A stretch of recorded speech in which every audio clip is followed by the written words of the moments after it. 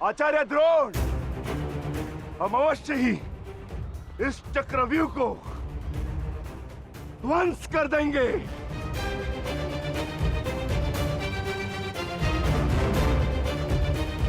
यह संभव है। चक्रव्यूह युद्ध का सबसे कठिन और सबसे विनाशकारी व्यूह है। इसका हल केवल अर्जुन के पास है। यह आचार्य द्रोण की योजना थी, इसीलिए अर्जुन को युद्ध भूमि से दूर किया गया।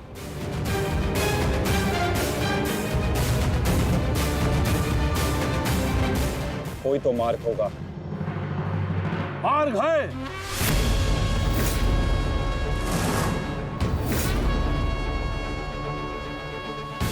मैंने भी उसी आचार्य भारद्वाज से चक्रव्यूह भेदन सीखा है, जिस आचार्य भारद्वाज से उस द्रोण ने चक्रव्यूह की रचना सीखी।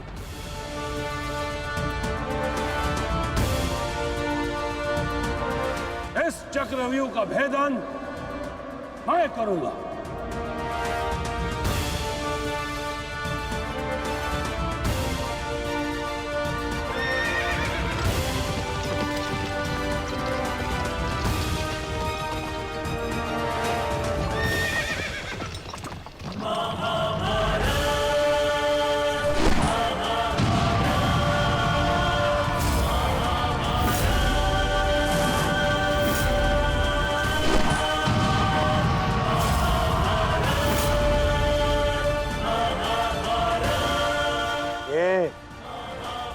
क्या है आचार्य?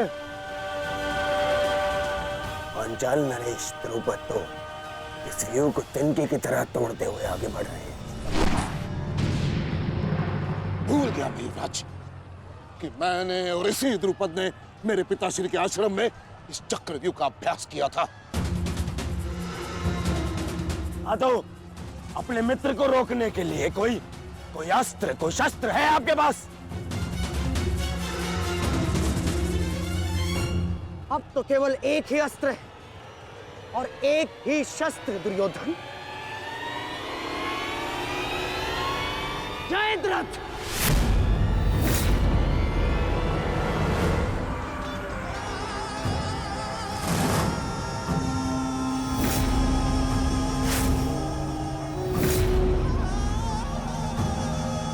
जयद्रथ, कदाचित द्रौपदी के पतियों द्वारा किया गया अपमान भूल गए हो तुम, इसीलिए द्रौपदी के पिता के समक्ष उपस्थित हुए हो। आज द्रौपदी के पति हो या उसके पुत्र, कोई मुझे नहीं रोक सकता।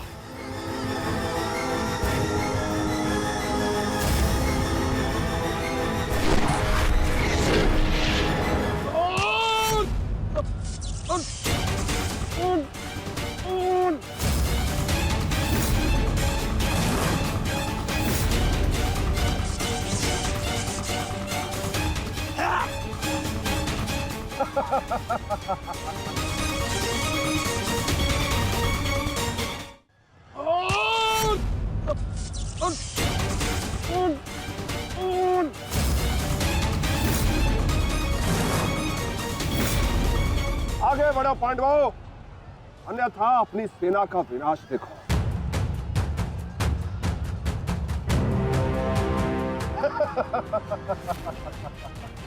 शेष पिताश्री, मुझे आज्ञा दीजिए। मुझे चक्रव्यूह के भीतर प्रवेश करने का मार्ग ज्ञात। मैंने पिताश्री से सुना था कि ये मैं कर सकता हूं। नहीं अभिमन्यु, मैं तुम्हें इसकी अनुमति नहीं दे सकता। धर्मराज ठीक कह रहे हैं। आचार्य ने कुछ सोच समझकर ही इस व्यूह की रचना की है। अब इसे शक्ति का सम्मिलित प्रहार ही तोड़ सकता है। मैं और भीम मिलकर प्रहार करेंगे।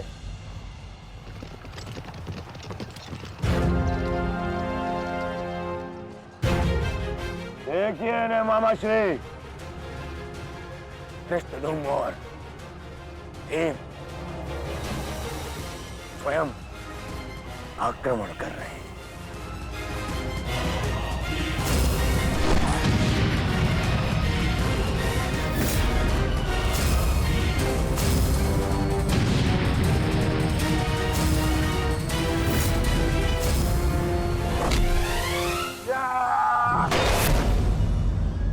आज इनके हर एक प्रहार का उत्तर है जयद्रथ।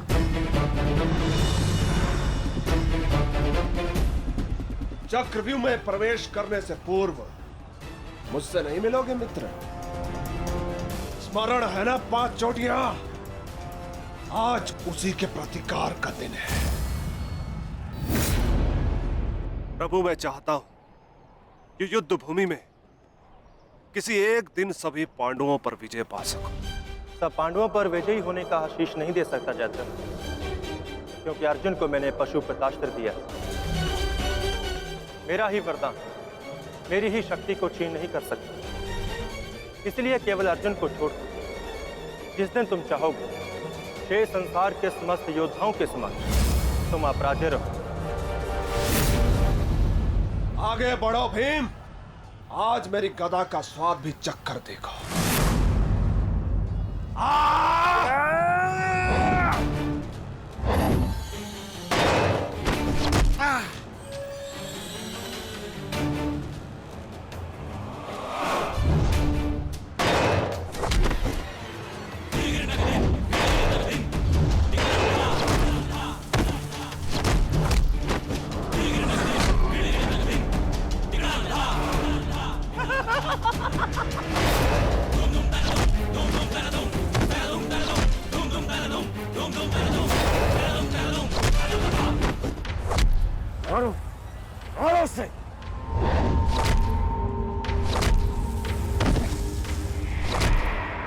ताजश्री, आप ऐसा कैसे होने दे सकते हैं?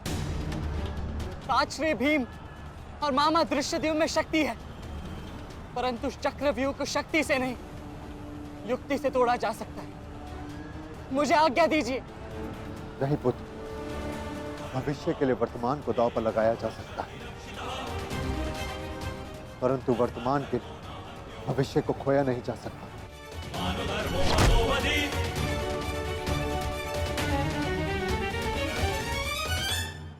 ताजश्री भीम और मामा दृश्यदेव में शक्ति है, परंतु चक्रव्यूह को शक्ति से नहीं युक्ति से तोड़ा जा सकता है।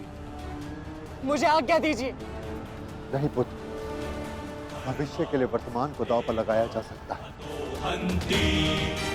परंतु वर्तमान के लिए भविष्य को खोया नहीं जा सकता। एक दांव लगाने के दोष के कारण मैं आज इस महायुद्ध में खड़ा हूं। मैं दूसरा दांव नहीं लगा सकता अभिमन्यु। परंतु आज यदि चक्रव्यूह को तोड़ा ना गया तो हम ना केवल हार जाएंगे, बल्कि मेरे पिताश्री का सर भी झुक जाएगा। आपने वो दांव लगाकर सर झुकाया था और मैं ये दांव खेलूंगा अपने पिताश्री का सर ऊंचा रखने के लिए। मैंने उन्हें वचन दिया था कि युद्ध भूमि में शत्रु को उनकी कमी अनुभव नहीं होगी, और मुझे शत्रुओं को वीर अर्जुन के रक्त का तेज दिखाना। इसीलिए आज्ञा दीजिए ताजश्री, और फिर मैं अकेला कहा हूं। चक्रव्यूह में मेरे प्रवेश करते ही आप भी मेरे पीछे पीछे अंदर आ जाइए। मैं मार्ग बनाऊंगा और आप चक्रव्यूह को ध्वंस कीजिएगा। सोचिए मत, समय नहीं है ताजश्री। आशीर्वाद दीजिए।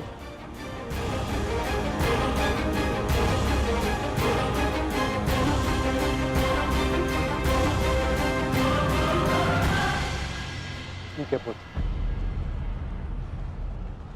किंतु सतर्क रहना। हम तुम्हारे पीछे ही रहेंगे। आगे बढ़ो।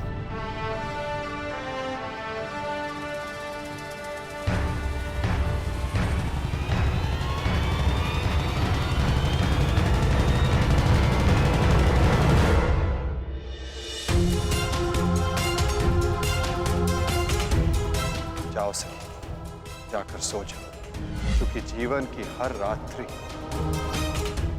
सदैव सोने के लिए नहीं होती।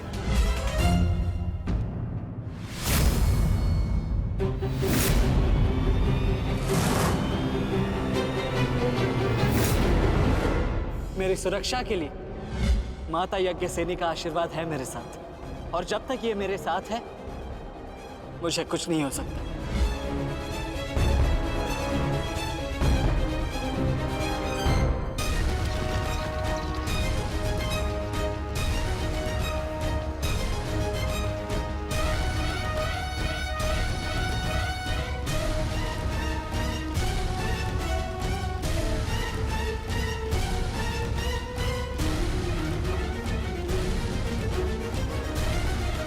क्या हुआ माधव? आप रुक क्यों गए? क्योंकि समय नहीं रुकता पार्थ, परंतु मानव को 2 पल रुकने का अधिकार है।